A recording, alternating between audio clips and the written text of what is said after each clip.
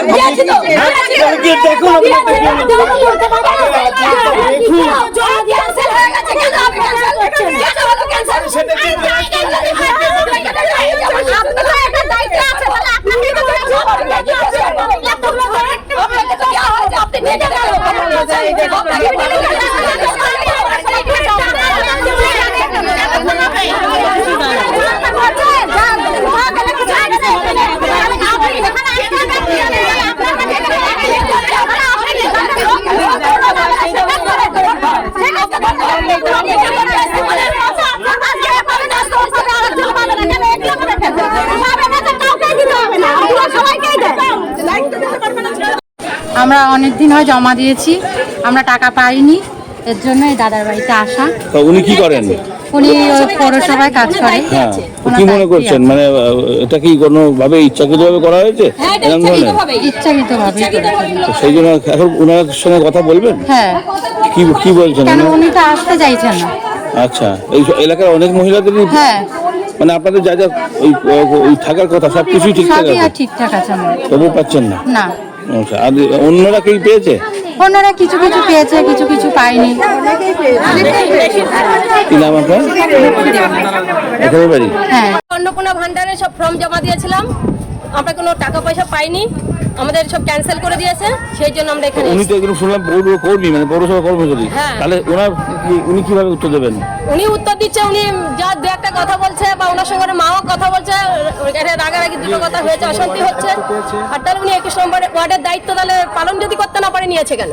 আচ্ছা, তাদের ঢুকছে বলে মনে করছেন? তাহলে তৃণমূলের লোকজনদের ঢুকছে এবং তৃণমূলের লোকজনকে ফোন করে করে খবর নিচ্ছে যে অন্নপূর্ণা ভান্ডার ঢুকেছে কি না, অথচ আমাদের সব বিজেপি কর্মী যারা আমরা আছি আমাদের টাকা পয়সা ঢোকেনি, সব ক্যান্সেল করে দিয়েছে। এগুলো কি ইচ্ছা করে করা হচ্ছে বলে? অবশ্যই উনি ইচ্ছাকৃত করেছে। সে ব্যাপারে বলেছেন চেয়ারম্যানকে যে আপনার কর্মচারী এরকম আমাদের বাদ না, দিচ্ছে? চেয়ারম্যানের কাছে এখন আমরা যাইনি, আমরা যে অনলাইনে যারা করেছি অনলাইনে ওখানে পুরো দেখা যাচ্ছে কি আমাদের ক্যান্সেল করে দিয়েছে। আর এমনি সাধারণ মানুষেরও কি ঢুকছে না? না, সাধারণ মানুষেরা ঢুকেছে, কিন্তু আপনাদের অনেকেরই ঢোকেন। অনেক লোকেরই আমাদের ঢোকেনি। আচ্ছা, আপনার নিজেদের কোন ভুলটা হয়েছে সেটা জানতে পেরেছেন? কোনো কিছুই আমাদের জানানো হয়নি, আমাদের কোনো কিছু জানানো হয়নি, জানতে পারছি না। লক্ষ্মীরানী দেবরা, কোথায় বাড়ি? 2 নম্বর কলোনি। কি কারণে আজকে এখানে আসা? আমরা অন্নপূর্ণা ভান্ডারের টাকা পাইনি, ফর্ম ফিল আপ করেছি 6 তারিখে, আমরা এখনো টাকা পাইনি। সে টাকার জন্য আমরা এসেছি, টাকা ঢুকিনি, ব্যাংকে দেখাচ্ছে না, আমাদের ডিলিট দেখাচ্ছে, তার জন্য আমরা এখন। তো এখানে কোথায় এসেছেন? এটা কাদের বাড়ি? এনার নাম বিপ্লব, জানি না, 21 নম্বর ওয়ার্ডের দায়িত্বে উনি আছেন, তাই এনার কাছে জানতে এসেছি কেন আমাদের টাকাটা ঢোকেনি, অনেকে পেয়েছে আমরা কেন পাইনি। যদি কোনো কারণে ক্যান্সেল হয় সেটাও তো কারণ জানতে হবে, কি কারণে? সেটা আমাদের জানাবে তো যে কি কারণে। কিছু জানতে পারছেন না? না, কিছু জানতে তো আগে পৌরসভায় গিয়েছিলেন এর আগে? হ্যাঁ, পৌরসভায় গিয়ে আবার জমা দিতে বলেছে, জমা দিয়ে আসলাম। তাতেও কিছু জানতে পারছেন না? না। এই অন্যদেরকে টাকা কিছু কিছু ঢুকছে আপনার এলাকায়? কাদের ঢুকছে? কাদের ঢুকছে? ভোট কাটা গেছে তাদেরও ঢুকে যাচ্ছে, অথচ আমাদের কোনো প্রমাণপত্র অভাব নেই, যা সবে তাই দিতে পারবে। এখন কি উত্তর পেলেন? এখন উত্তর পেলেন? না, উনি বাড়ি থেকে বেরোচ্ছেন না এখন। আচ্ছা, কি নাম আপনার দিদি? এখানে কোথায় বাড়ি আপনার? আমার বাড়ি বিশ্বাসক করি। আমাদের এই অন্নপূর্ণা ভান্ডারটা আমরা অনেক দিন হয়েছে জমা দিয়েছি, আমরা পাচ্ছি না, কারণ পৌরসভায় এখানকার যে আছে তৃণমূলের লোকজন কাজ করছে, এই কর্মীরা আমাদের বেছে বেছে আমাদের বিজেপির কর্মীদের টাকা পয়সা কিছুই দিচ্ছে না, বেছে বেছে ওদের দলের সব লোকজনদেরকেই ওরা টাকা। আজকে আমরা এখানে এসেছি, আমরা টাকা পয়সা পাচ্ছি না বলে আমরা কাগজ জমা দিয়েছি, পাইনি। ওনার বাড়িতে এসে উনি 21 নম্বর ওয়ার্ডের কাজ করছে, এই ওয়ার্ডের দায়িত্ব। কাগজ কোথায় জমা দিয়েছিলেন? হ্যাঁ, কাগজ কোথায় জমা দিয়েছিলেন? আমরা অনলাইনে জমা দিয়েছি। হ্যাঁ, তো সেটা স্ট্যাটাস দেখাচ্ছে না? না, স্ট্যাটাস দেখাচ্ছে না পৌরসভা থেকে? না, পুরসভা থেকে কোনো স্ট্যাটাস তো দেখাচ্ছে আজকে কোথায় এসেছেন আপনি? না। আজকে এসেছি আমরা এখানে যে 21 নম্বর ওয়ার্ডের দায়িত্বে আছে, আমরা তার বাড়ি। কি নাম ওনার? বিপ্লব চক্রবর্তী। আচ্ছা, উনি কি এই আপনাদের ওয়ার্ডের দায়িত্বে? হ্যাঁ, আমাদের 21 নম্বর ওয়ার্ডের দায়িত্বে আছে। কি জানতে চাইছেন আপনারা? ওনার কাছে জানতে চাইছি আমাদের এতগুলো লোক কেন এই লোকগুলো টাকা পাচ্ছে না। সবাই তো সরকারি জিনিস সবার পাওয়ার অধিকার আছে। সে জায়গায় কি আপনারা যেরকম মানে অযোগ্যরাও পেয়ে গেছে বলে মনে করছেন? যারা পেয়েছে, যারা পেয়ে গেছে, যারা যোগ্য তারাই পাচ্ছে না। তো এখন উত্তর পেলেন? কিছু উত্তর পাচ্ছেন? কিছু এখন তো উত্তর কিছু উনি পেলেন? কিছুই বলছেন, উনি বলছে প্রথমে জানি না, তারপরে এখন বলছে চেক করবে। এর তো এগুলো তো কথা না। কি নাম আপনার? আমার নাম প্রতিমা দেবী। এই জায়গার নাম? এই জায়গার নাম ঢাকা 2 নম্বর কলোনি। আপনাদের বাড়িও 1 নম্বর কলোনি। 1 নম্বর? আর আপনার বাড়িও 1 না, নম্বর? আমার বাড়ি 2 নম্বর কলোনি। আচ্ছা।